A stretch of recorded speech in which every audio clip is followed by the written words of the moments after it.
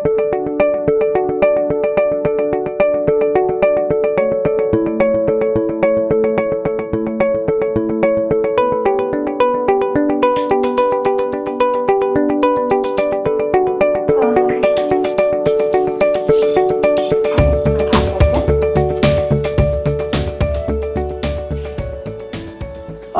I'm Duggan Cooley, CEO of the Pinellas Community Foundation, and this is See What's Needed Now. In 2021, PCF established the Needed Now Fund to help the community understand and support imminent needs in our community. From expanding the way we learn and grow, to uplifting our common humanity, to driving economic and community development, arts and culture are key components to what makes Pinellas County, Pinellas County. Like any business, large or small, the pandemic has caused significant challenges to our arts community, and they are experiencing the challenge and reassessing how they restructure and how they present themselves to our community. Today we're going to learn more about how we can support and advocate for the arts, and I'm joined by Barbara St. Clair, CEO of Creative Pinellas, and their mission is to foster and sustain a vibrant, inclusive, and collaborative arts community across the county. Welcome, Barbara. Thank you.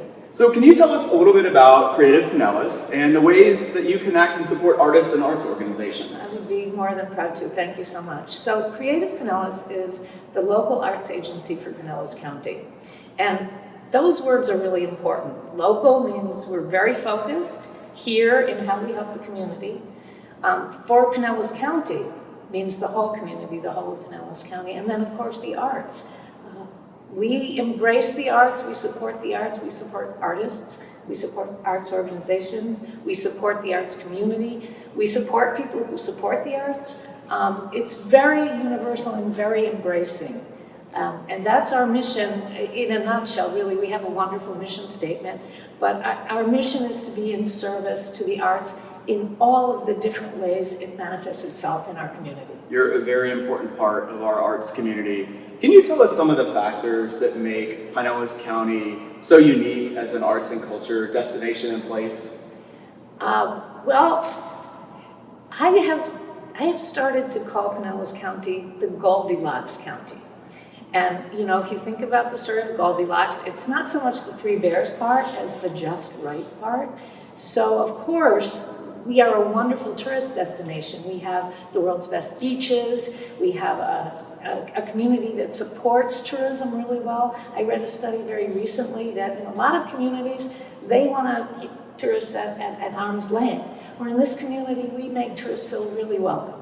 So we've got the beaches, we've got a welcoming community, and then we have the arts and culture that you'd have to go to New York City, for example, or Washington, D.C. to find the amount and level and quality of arts and culture that you find in Pinellas County. And one of the brilliant things is the variety of it. We have a tremendous visual arts community with quite a number of wonderful museums, and we also have a tremendous performing arts community. We have regional theater that could compete with regional theater anywhere in the United States. And it's leading edge theater, it's creative, it's got a wonderful history of contributing to this community, and very future oriented as well. And then we have all these different unique communities. This hand motion is Pinellas County, and I'm pointing to different locations in Pinellas County, from south where St. Petersburg, to Dunedin, to Safety Harbor, to Tarpon Springs, and even where we are in Largo. All these different communities with kind of different sort of miniature cultures and miniature ways of feeling. I used to live in California, and they said there was mini climates all over California. Well, Pinellas County is like that. You can go to different places and find wonderful arts and cultural experiences that really suit you. We're a very fortunate community in that not only do people come here for all the wonderful things that Pinellas County has to offer, especially arts and culture, but those of us who live here get to experience that year-round and the vibrancy of that year-round. There's been so much research on the impact of the creative economy, not only in our county, but in the United States. Can you tell us a little bit about the experiences and the economic vitality of the arts community and what that means to our local economy? Sure. So we are close to it. The creative industry is close to $2 billion of economic impact in Pinellas County, and people really get surprised when I say that. That includes the arts, it includes museums and theater, but it includes radio, it includes publishing, it includes galleries. And so that, I'm making that sort of point about what it includes because I also want to point what it doesn't include. It doesn't include the hotels and the visitors who come and stay at those hotels because they want to experience all the arts and culture. It doesn't include the restaurants. So if you add that, the arts drives a tremendous amount of economic well-being in Pinellas County. I want to point out an example. Just very recently, Kathy Woods, who is in charge of ARC investment, decided to move to Pinellas County. And as I listen to her and read what she has to say about the appeal of this community and its innovation and its energy and its vibrancy, arts are so integrated and woven into innovation and vibrancy. I feel very strongly that that's a huge part of the story that brought somebody like Kathy Woods into, from New York City into Pinellas County. I think we were very fortunate in that our arts community and that spirit of innovation permeates so much of our community, and I think emanates directly from much of what the arts and our arts and culture have to offer the community. We're very fortunate because of that. The pandemic required artists and arts businesses to change models, to innovate themselves, to be flexible in order to survive and thrive. And as we're coming out of the pandemic, we're still having struggles for many of our businesses, especially in our arts and culture community. What is it that we can do as individuals and collectively as a county to support our arts organizations and arts businesses and our artists in the community? Well, it's so interesting that you asked me that because that's really what we're trying to find out right now. You know that we're doing our convening because you're our partner with it, and what that is for those people who aren't our partner with it, we are having a set of 6 different discussions on topics that we think are very important for the arts and for the arts community. We just had one on how public art can influence behavior and drive placemaking. We have one on the performing arts coming up. We have one on how to make art, how to ensure that the arts are accessible to all. We even have one coming up on arts and tourism and well-being for artists, and then outreach and how art connects with communities. And part of the reason for doing it that way is we really wanted to take time on each of those subjects and find out what is important, what's going on, what's important, and what we need to do. It would be really easy for me to say, oh, these are the 5 things we need to do and everything will be great.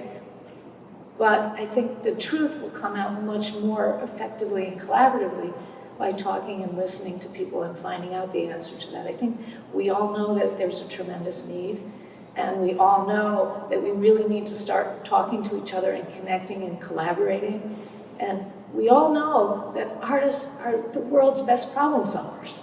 So if we bring artists together and our people who are connected to the arts together, and then we bring our engineers and bring our planners and bring community leaders, and also bring communities that maybe have been locked out from the benefits and the value of the arts, and really dig in and bring everybody together to talk about what we need and listen.